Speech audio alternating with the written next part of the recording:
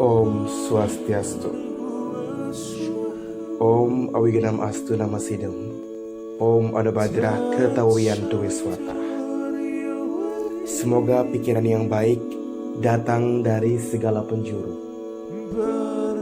Umat Hindu Dharma yang berbahagia yang saya kasihi, kembali lagi bersama saya Dewa Made Bali Sugiyarta, penyuluhan PNS pada kantor Kementerian Agama Kabupaten Tabanan.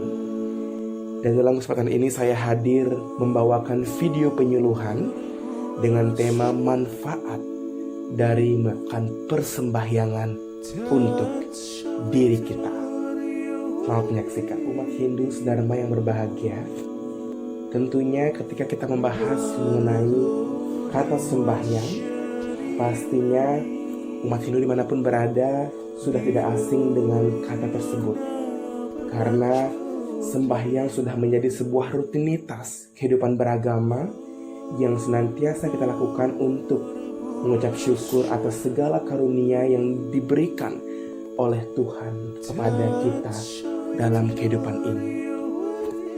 Umat Dharma yang berbahagia, tahukah teman-teman semuanya bahwa dalam sebuah prosesi sembahyang dalam ajaran agama Hindu telah mencerminkan 9 konsep bakti yang terdapat dalam Bhagavata Purana yang disebutkan dengan istilah Nawawidam Bhakti, yang terdiri dari yang pertama yakni Shrawana, yaitu mendengarkan.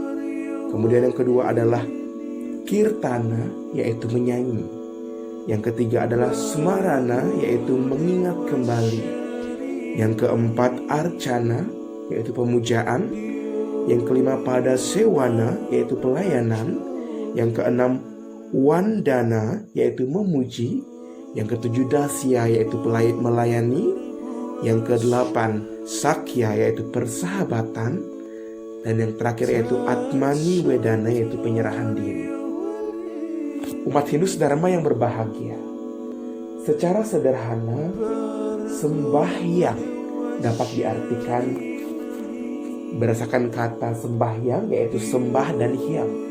Sembah merujuk atau mengarah kepada sebuah kata yang berarti memuja, menyembah. Dan hyang merujuk pada sosok yang dipuja, sosok yang diagungkan, kekuatan yang memberikan segala karunia kepada kehidupan manusia, yaitu Tuhan, yang kita sebut dalam gelar beliau yaitu Ida Sang Yang Widewasa. Umat Hindu Dharma yang saya kasihi, kemudian yang menjadi sebuah pertanyaan bagi diri kita semuanya adalah mengapa kita harus bersembahyang?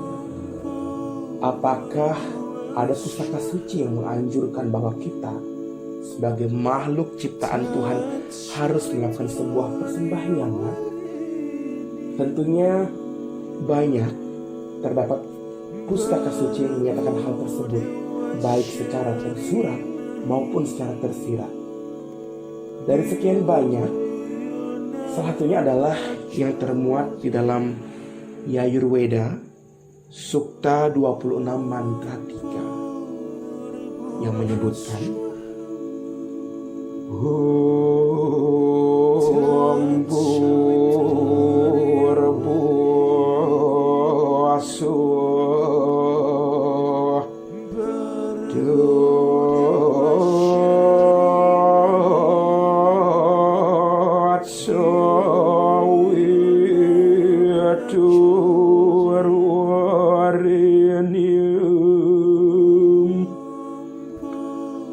Bhargo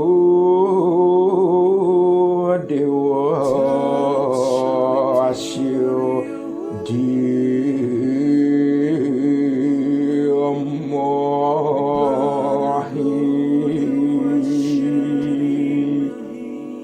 Dhiyo Yona Pracho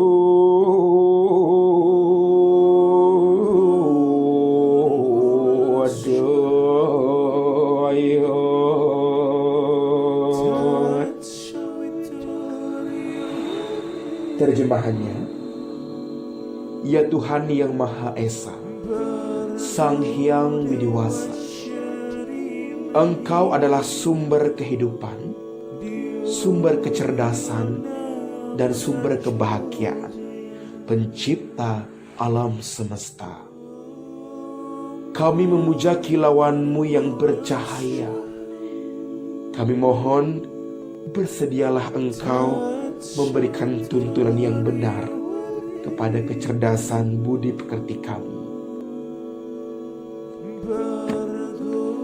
Umat Hindu Dharma yang saya kasihi, mantra tersebut merupakan mantra Gayatri, Mata Mantra atau Ibu Mantra, ibu dari segala jenis mantra, mantra yang universal, yang pada hakikatnya bermakna bahwa kita sebagai seorang manusia tentunya senantiasa memohon kehadapan Tuhan yang Maha Esa agar senantiasa diberikan petunjuk sinar suci beliau, sehingga kita dapat melewati dan mengarungi kehidupan yang penuh awidya ini menuju jalan yang terang.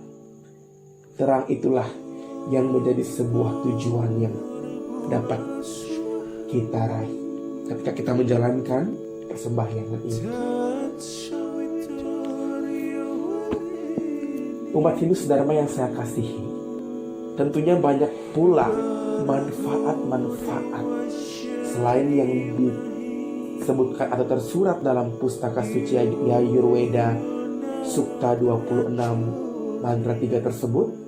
Tentunya manfaat-manfaat ketika kita melaksanakan atau melakukan persembahyangan, di antaranya ada berikut, yaitu manfaat persembahyangan yang pertama tentunya adalah dapat memicu atau membuat pikiran ini menjadi tenang. Umat Dharma yang saya kasihi, tentunya ketika saat kita melakukan sebuah persembahyangan, baik kita melakukan dari tempat secara langsung dengan tidak ke pura, ataupun juga ketika kita ke pura, tentunya kita akan berupaya atau mulai mengupayakan diri kita untuk agar pikiran ini menjadi tenang, untuk menenangkan pikiran.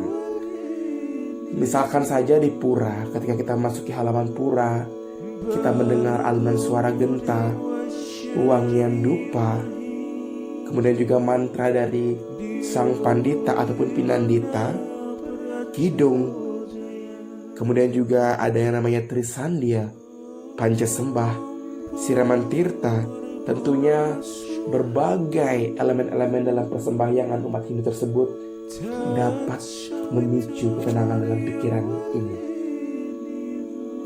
sehingga dari pikiran yang tenang maka membuat lingkungan sekitar kita menjadi tenang dan juga damai.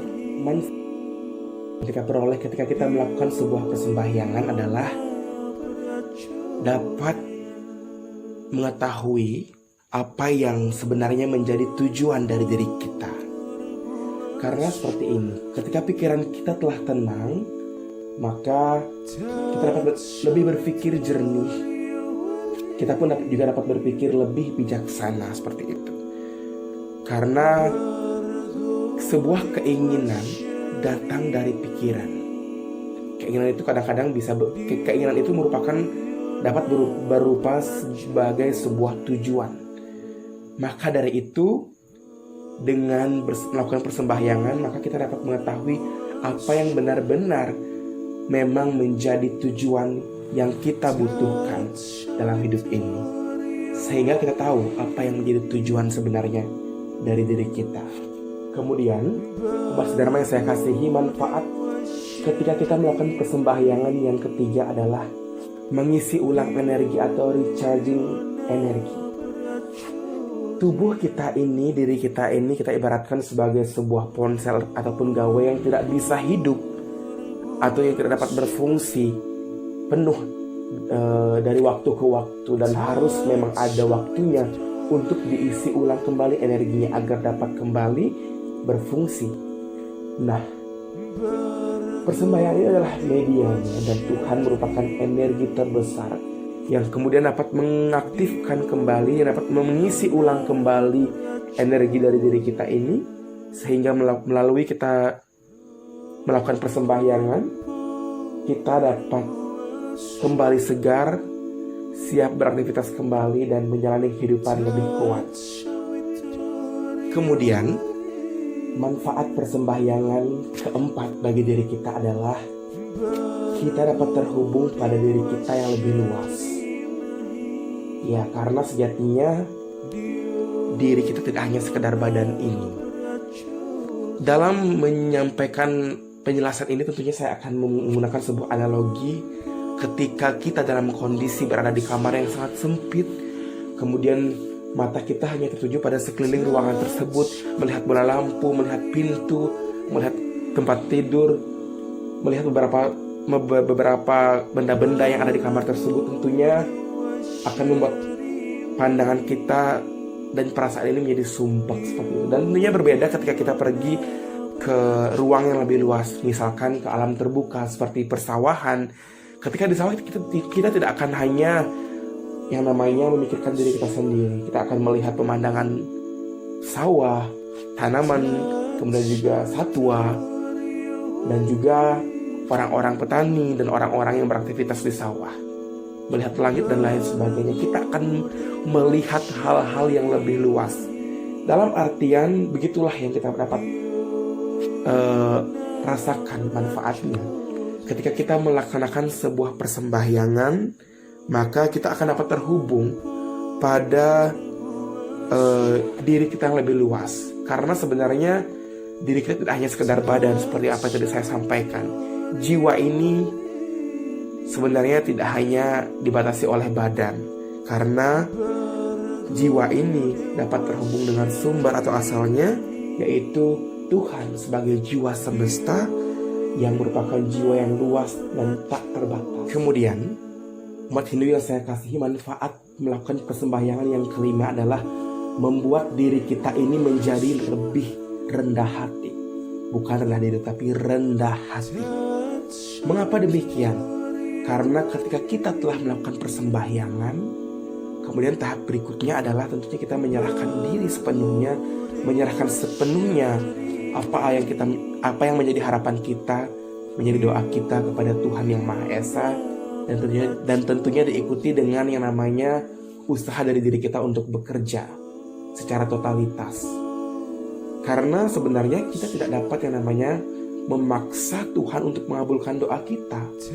Karena kita hanyalah seorang manusia yang sangat lemah di mata Tuhan, sedangkan Tuhan bersifat yang maha kuasa. Maka tidak ada kata bahwa kita memaksa Tuhan agar Tuhan mengabulkan doa kita.